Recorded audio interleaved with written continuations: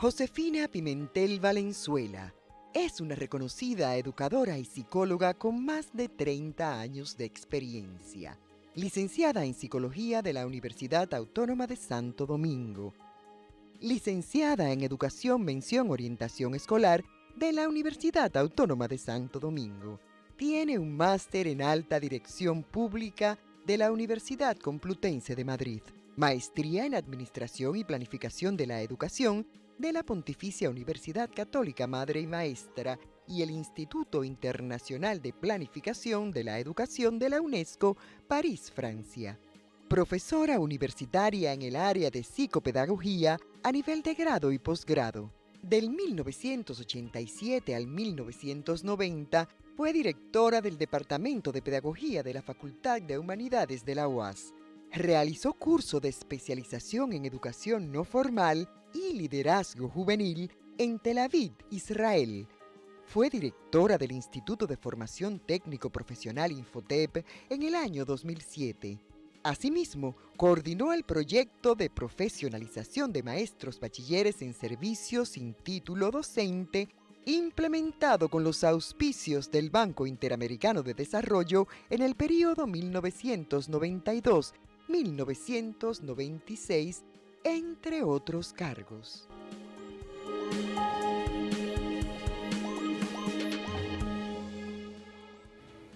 Gran maestra, exministra de Educación, Josefina Pimentel, nos acompaña en esta mañana y nosotros honrados porque hemos dedicado esta semana a prepararnos a ese inicio de año escolar que se avisora que sea el día próximo 20 de septiembre en la República Dominicana, específicamente en el sector público. Señora Pimentel. Muy buenos días. Muy buenos Liz, días. Encantada, gracias por ese bonito resumen de nuestra carrera de vida.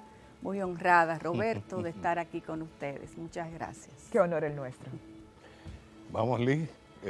Tenemos ahí de cara al día 20, pero ya el sector privado comenzó sí. Un proceso de retroalimentación, climatización con los chicos. Sí. Se habla de los colegios élites, pero en la categorización que hizo el Ministerio de Educación hay 3 tipos de categorías de colegio, el A, el B y el C. 2.8 sí. Es la población estudiantil en República Dominicana. El nuevo modelo de gestión, ¿qué le parece a Josefina Pimentel como exministra? Bueno, antes que nada, debo decir que estos tiempos han sido muy desafiantes para todos los sistemas educativos del mundo. El Banco Mundial habla de que es la mayor crisis en los últimos 100 años. Y esto así porque debido a la pandemia que nos afectó, todos los sistemas educativos debieron cerrar por algún periodo de tiempo los centros escolares. En nuestro caso, nosotros en el país tuvimos que cerrar 171 días, desde el 19 de marzo del 2019 hasta el 25 de mayo del año 2021. Esto supone entonces una pérdida cognitiva muy apreciable de parte de todo el sistema educativo en su conjunto. Ante esta situación, yo entiendo que el Estado, las familias y los propios estudiantes hicieron un gran esfuerzo por dar una respuesta ante esta situación. El modelo que adoptó el Ministerio fue un modelo a distancia, donde combinó varios recursos, varios medios, la televisión, la radio, usó cuadernillos que debían, ¿verdad?, ser utilizados con el apoyo de algún adulto y en algunos casos distribuyó equipos tecnológicos, en el caso del nivel primario, en un 21%. Ahora bien, de acuerdo a las evaluaciones que se hicieron, la audiencia potencial esperada alcanzó en el punto máximo, que fue en noviembre del 2020, apenas un 52% de audiencia. Y esto fue disminuyendo hasta el mes de abril del 2021 a un 10%. ¿Qué significa esto? Que la audiencia potencial para la cual fue diseñado este modelo de enseñanza no aprovechó al máximo esta posibilidad. Independientemente de que, como sabemos, la televisión es un medio que penetra en múltiples hogares, pero es una información o comunicación unidireccional. Es decir, yo puedo emitir un mensaje, el receptor lo recibe, pero no necesariamente eso garantiza, Roberto, que haya aprendizaje. Hay divulgación de información, pero no necesariamente esto se traduce per se en aprendizaje. Entonces, este medio que fue, yo diría, la estrella, el pilar fundamental, no obtuvo los resultados esperados, en tanto no se conectó la población escolar que potencialmente debía hacerlo. Por otro lado, la radio, que también fue otro medio utilizado dentro, ¿verdad?, de lo que el contexto permitía, tuvo una audiencia de apenas un 11% promedio. Y en el caso de la televisión, el tiempo en que los chicos permanecían conectados fue apenas de unos 30 a 36 minutos promedio. Es decir, que las sesiones de clase que estaban previstas para 3 horas, los muchachos, pues apenas los niños y los adolescentes permanecían un tercio del tiempo en que debían estar en contacto con este proceso de formación en el cual también pues, se hizo una gran inversión. Por tanto, lo que quiero explicar es que el modelo adoptado no produjo los resultados esperados en términos educativos. Es decir, no sabemos qué tanto los estudiantes lograron aprender durante estos 171 días donde las escuelas permanecieron cerradas. Necesito, doña Josefina, perdone que le interrumpa, la fuente que hizo ese monitoreo. Sí, muy bien. Esto fue publicado por el IDEC, Iniciativa Dominicana por una Educación de Calidad, y ahí ellos citan las fuentes que hicieron esta investigación. Es una empresa Nielsen, que está, diríamos, autorizada en el país para medir rating o ranking, rating, una palabra, ¿verdad?, anglosajona, y evalúa entonces en diferentes horarios, franjas de horario, la cantidad de personas que se conectan. Ustedes recuerdan que se hicieron programas dirigidos a diferentes niveles y grados. Es decir, se hizo un gran esfuerzo porque se produjo una cantidad enorme de contenidos, se produjeron guiones, se contrataron personas especializadas en el ramo, pero en el momento in situ en que se transmitían estos programas, no tenemos garantía de que los jóvenes, los estudiantes, pudieron aprovechar este recurso. Eso no significa que esos programas que ya están grabados no puedan ahora utilizarse como una complementariedad a los recursos que puedan tenerse a disposición en el presente año escolar. Señora Pimentel, me detengo en este aspecto porque recientemente usted sostuvo una reunión con el actual ministro de Educación, Roberto Fulcar, y a muchos nos llamó a la atención porque usted es militante de la Fuerza del Pueblo, por supuesto, y nos quedamos con la inquietud de conocer qué se discutió en este encuentro. Muy bien. Bueno, recibimos una invitación del ministro, muy amable de su parte, y con mucho gusto nosotros pues atendimos esa invitación. Conversamos durante 2 horas, un tiempo yo diría que para un ministro es mucho, pero le agradecemos, fue un intercambio muy fructífero y ahí justamente conversamos con el profesor Fulcar acerca de los desafíos de este año. Entonces le planteábamos la necesidad de que se partiera inicialmente de un diagnóstico. ¿Qué traen los niños? ¿Cuál es su repertorio de entrada? Porque no sabemos. Nosotros cerramos anticipadamente el año 2019-20, lo cerramos en marzo, es decir, el último trimestre no tuvimos clases presenciales, ni tampoco teníamos a mano una alternativa para poder seguir el proceso de formación. Y luego en el 2020, pues el modelo a distancia, ya hemos visto de las debilidades que tiene. No es que sea malo por sí mismo, pero tiene debilidades y es difícil entonces evaluar qué aprendieron los muchachos y darle seguimiento. Realmente así este medio fue aprovechado al máximo. Por tanto, conversábamos con él de la importancia que tendría que nos enfocásemos al inicio del año escolar en una buena evaluación diagnóstica identificar cuáles son realmente los indicadores de logros que se alcanzaron y cuáles no, y que ese sea el punto de partida del año escolar. Entonces, preparar un buen plan de recuperación, de nivelación, de reforzamiento. Y para eso se puede usar la jornada extendida. Se pudieran también contratar maestros de manera que ayudaran al maestro de aula, el maestro encargado, y se pudiera hacer un trabajo entonces por grupos, ir trabajando con los más rezagados y dar una atención personalizada, sobre todo en los primeros grados, porque la lectoescritura es una competencia fundamental para el aprendizaje de todas las disciplinas y para el aprendizaje posterior. Entonces nosotros no podemos permitir que los muchachos vayan atravesando ciclos y grados sin tener esta herramienta que es fundamental para los aprendizajes. Lo mismo el cálculo, que también, y todo el desarrollo del pensamiento lógico matemático y el manejo, diríamos, de esas operaciones básicas que también son necesarias para los aprendizajes posteriores. Entonces conversamos sobre eso. También conversamos con él en relación a la potencial deserción y la deserción, cómo mitigar, ¿verdad? Ese impacto que tuvo la pandemia en tantos jóvenes que no sabemos dónde están, porque los maestros no lograron conectarse con ellos, porque no volvieron más a tener algún tipo de comunicación con los docentes. Vincule con la repitencia entonces, deserción y repitencia junto con sobriedad. Eso son entonces los va a tres bajar grandes problemas de la educación la eficiencia del sistema. Ajá. Por tanto, no sabemos exactamente la tasa de deserción en cuánto está.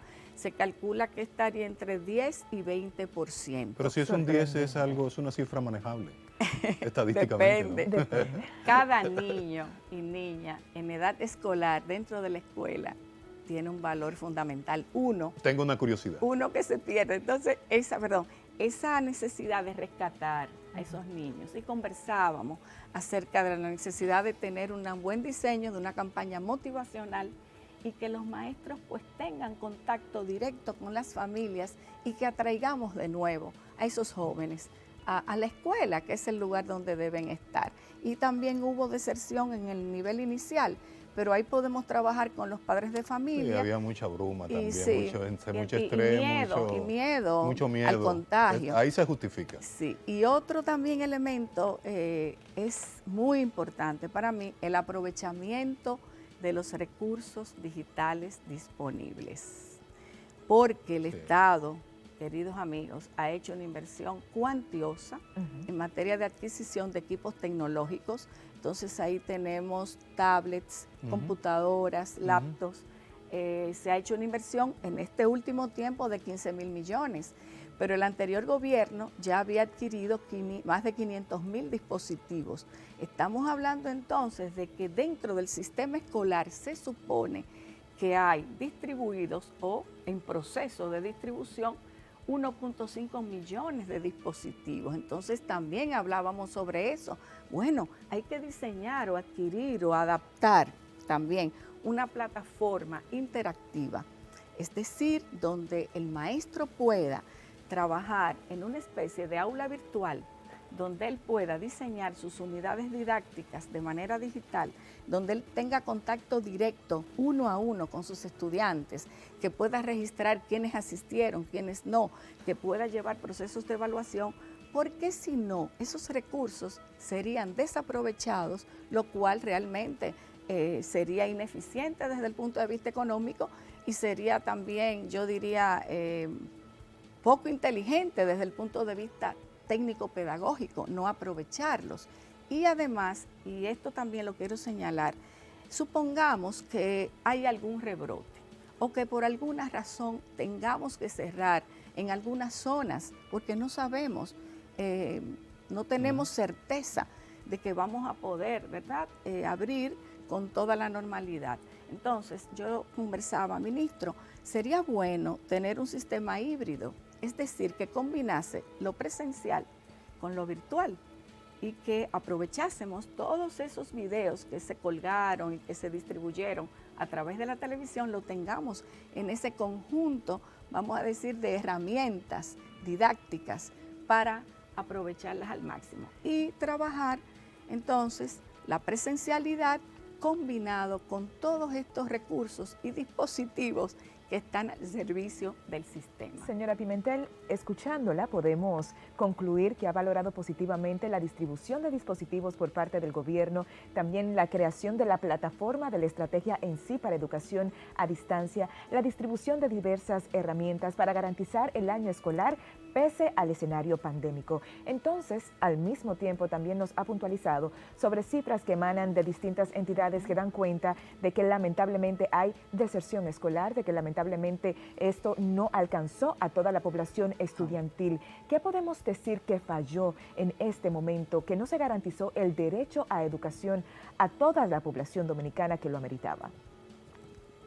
Bueno, la pandemia nos sorprendió a todos. No estábamos preparados, ninguno. Yo entiendo que las autoridades, bueno, optaron por una alternativa que fue ese modelo a distancia, pero que no rindió los resultados esperados. Yo pienso que tal vez se pudo aprovechar mejor este modelo y dentro de lo que son los equipos tecnológicos diseñar una plataforma, como digo, interactiva, lo cual no se ha hecho. Nosotros tenemos que garantizar que haya apropiación de aprendizajes. Ese es el foco de las políticas. O sea, lo demás son recursos, o sea, son medios. Pero la finalidad última de la educación es que los muchachos aprendan y que lo hagan bien. Entonces, yo lo que sugiero es que esa combinación de recursos se pongan al servicio de los aprendizajes, que se diseñe una buena plataforma que se puede utilizar conjuntamente con la educación presencial para darle una utilidad máxima a este esfuerzo, a esta inversión, y que para eso entonces se diseñe o se adapte una plataforma que pueda adquirirse en el mercado, donde el maestro entrenado, eso sí, porque el maestro es diríamos, el principal actor en esto, claro, pues tendría que conocerlo. Y que estemos preparados para un virtual cierre, aunque sea parcial, y entonces ya tenemos ese recurso. Es decir, que vayamos manejando presencialidad con virtualidad conjuntamente. Y ya eso en sí mismo es un aporte, es un plus al sistema educativo. Y qué bueno que haya llegado a la escuela pública. Pero lo que quiero señalar es que disponer del dispositivo per se no garantiza nada, no garantiza aprendizaje. Incluso en otros países ese modelo de una computadora por niño no ha tenido el resultado esperado, en el sentido de que los niños que no poseen la computadora aprenden igual que los que sí la tienen. Entonces no es la herramienta es el medio, no es el fin, es el proceso que tú puedas desatar a través de esa herramienta que potencie un mayor aprendizaje. Es decir, que combinar eso, aprovecharlo al máximo y que ahí el ministerio enfoque todos sus cañones, sus esfuerzos, que su capacidad técnica la ponga al servicio de los aprendizajes, iniciando con esa evaluación diagnóstica, luego definiendo un buen plan de recuperación, nivelación, que dediquemos el primer cuatrimestre del año a eso, que veamos cada niño en sí mismo hasta dónde avanzó, qué necesita para seguir recuperando cualquier vacío que haya habido, y luego en el segundo cuatrimestre equiparamos con el año actual. O sea, porque podemos avanzar luego más rápido, pero con déficits y lagunas no podemos hacer. Esa era mi pregunta, porque hablamos de año escolar, pero no son 12 meses, son tantas semanas. Más o menos 9 meses. 9 meses. Dividido en 2 periodos, claro, en este caso septiembre a diciembre y luego de enero, mayo, junio, cuando son las evaluaciones. Otra cosita importante es que también se diseñe un buen sistema de alertas, un protocolo claro, sencillo, que lo maneje el maestro, que lo manejen las familias, que si hay algún niño con contagio, qué hacer, que se sepa actuar rápidamente. Si hay que, ¿verdad?, tomar medidas desde el punto de vista sanitario en ese colectivo, en ese grado o en esa escuela o en esa región. Y finalmente, un elemento que no quiero dejar de tocar es que también debe haber un programa de apoyo socioemocional. todos venimos de un tiempo de mucho estrés. Con duelo, con luto. Niños con duelo, familias con agotamiento emocional. Entonces, también este tiempo inicial de la escuela debe ser para crear un ambiente de acogida, un ambiente de interacción, de calidez, Claro. de amor también, de afecto, de recuperar, ¿verdad? Ese sentido, yo diría, ese sentido de colegialidad en la escuela, entre los maestros, con las familias, para poder entonces Sí, ministra, crear... pero no se me vaya a poner tan... Ya la siento un tanto emocionada y sus ojos bastante brillosos. Lo que pasa es que... pero tenemos la tanda extendida, no se me preocupe mucho. No, que ha sido un tiempo difícil. Difícil para todos. Y los niños en una pantalla solos. Sí. Ha sido también. Pero usted dio unos tips interesantes sobre la tanda extendida. Podemos en ese periodo entonces hacer el diagnóstico de los 4 meses de ese primer... Y el proceso de nivelación. Y de recuperación. De hecho, tenemos buenas nuevas en ese sentido. La señora Ligia, viceministra, habló... La señora Ligia Pérez. Así es, el pasado lunes, y bueno, señaló que se llevará un acompañamiento a las familias en este inicio de un nuevo ciclo escolar. Ya debemos despedirla, pero antes de hacerlo, quiero hacerle una consulta en el orden de su experiencia y el panorama que actualmente observa. Usted fue ministra, en ese momento directora del Ministerio de Educación, antes de que existiese... Secretaria, perdón, de la Secretaría de Educación en ese momento, antes de que existiese legalmente el cumplimiento de direccionar el 4% del PIB al sector educación. ¿Cómo puede contrastar cómo ha cambiado el sector educativo desde el momento en que usted dirigía esa cartera y en el actual? Bueno, ha habido un crecimiento en términos de infraestructura, de dotación, yo diría de dispositivos tecnológicos. La plantilla también de maestros se ha duplicado. Cuando yo estuve hace 10 años eran cerca de 60.000 docentes. Ahora estamos hablando de 110.000 docentes. O sea que es un gran desafío administrar eficientemente un ministerio tan grande y tan complejo, porque hay muchos temas también administrativos que restan tiempo a los ministros y capacidad y energía para enfocarse en lo misional, que es lo pedagógico, como siempre digo. Entonces esas licitaciones y atender tantas demandas de todo tipo, pues sustraen yo diría, del aspecto esencial, que es realmente garantizar que los muchachos aprendan y que no haya inequidad, porque también esta pandemia pudo haber profundizado la inequidad, que unos cuantos estudiantes con mejores condiciones desde el punto de vista social, económico, cultural, sí hayan podido aprovechar al máximo en medio de esta crisis las posibilidades, ¿verdad?, de seguir y continuar en los estudios sin mucho tropiezo, pero para las familias vulnerables ha sido muy difícil. Entonces, garantizar la equidad, garantizar que las escuelas funcionen bien, que haya un ambiente apropiado para el aprendizaje, que los centros estén en buenas condiciones, que es otro también desafío, es el mantenimiento, la rehabilitación de 7.000 planteles, adecuarlos, enfocarse en el ornato, la pintura, la fumigación, higienizar, y que ese espacio sea digno, que ese espacio sea bonito, que sea agradable, que todos los que trabajen ahí se sientan bien y que se sientan parte de una construcción humana, porque eso es un gran privilegio, incidir sobre 2.8 millones de niños y de jóvenes que son la base de la sociedad, pues es una gran responsabilidad, pero también es un gran privilegio. Así es que nada, yo le deseo mucha suerte al ministro, de verdad, de corazón. Espero que pueda direccionar bien esta etapa del ministerio después de esta larga crisis y que entre todos podamos, partidos políticos y también educadores, pues estar atentos y apoyar en lo que sea necesario para que el país pueda salir adelante después de este tiempo tan difícil. Muchas gracias, que el Señor la acompañe en Gracias. este día y en el resto de semana, ¿no? De que queda de semana. Conversábamos con la ex ministra de Educación, Josefina Pimentel, en un ranking que se hizo en un chat de periodistas de los ministros del Partido de la Liberación Dominicana. Ella ahora es de la Fuerza del Pueblo, para que lo sepan.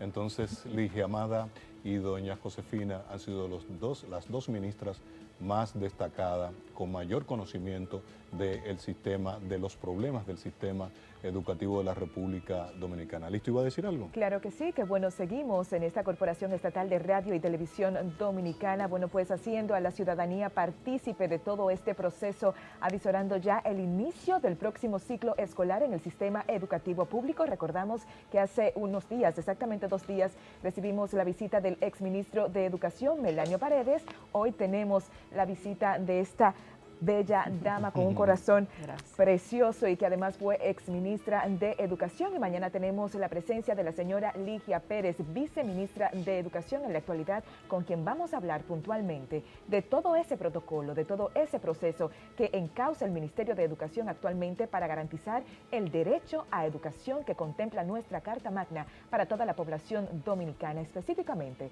para esos 2.8 millones de niños. Pausamos. Al regreso, más contenido en esta mañana.